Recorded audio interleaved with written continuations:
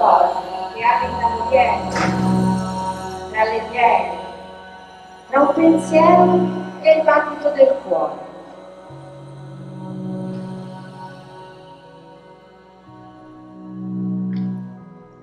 C'è chi chiama su. Scusate, c'è chi chiama sogno questa cosa, chi le scambia per errori, chi le nasconde nei cassetti. Noi le tessiamo.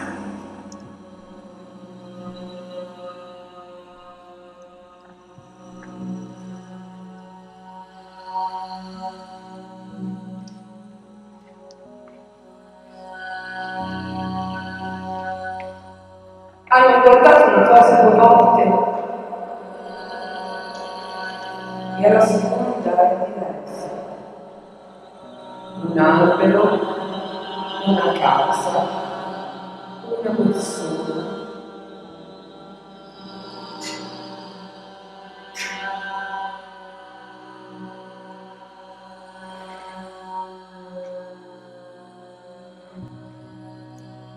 A volte basta un filo per cambiare tutto.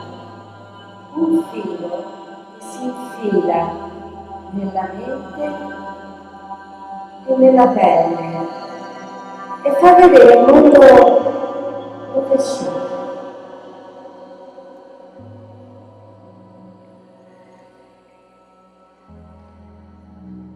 Occhi ben aperti, ma non quelli di tutti i giorni. Occhi pieni d'acqua, occhi da notte, occhi che sanno ancora stupirsi.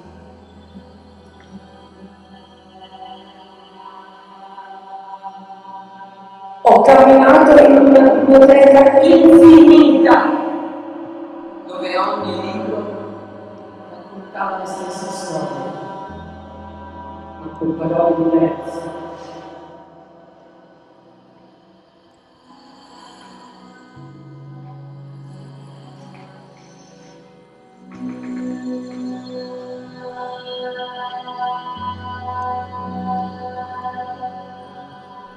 Chiudiamo i libri, ma i personaggi restano svegli, si nascondono, si mescolano, cercano rifugi.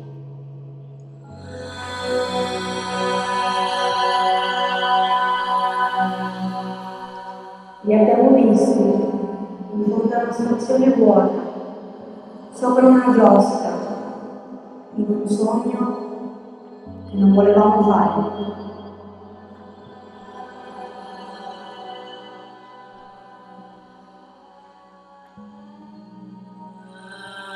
Qualcuno un giorno sognerà questa stanza e in quel sogno ci saremo noi. Solo che non sapremo più da che parte del vetro siamo.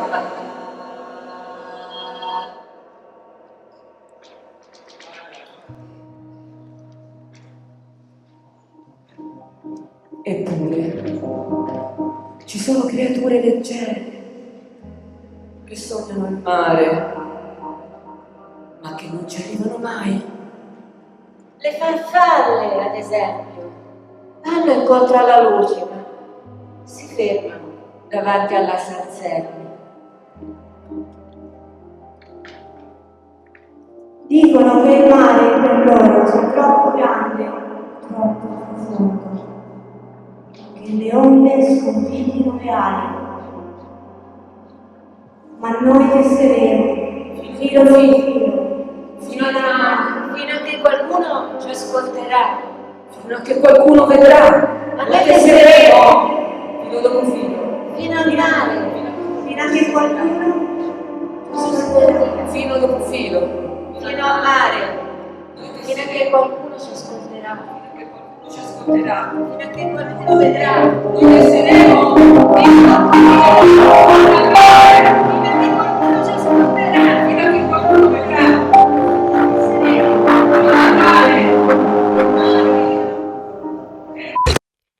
Vuoi vedere altri video come questo? Clicca sul pulsante iscriviti e sulla campanella delle notifiche per essere avvisato quando viene pubblicato un video, altrimenti potresti non vedere più la mia faccia.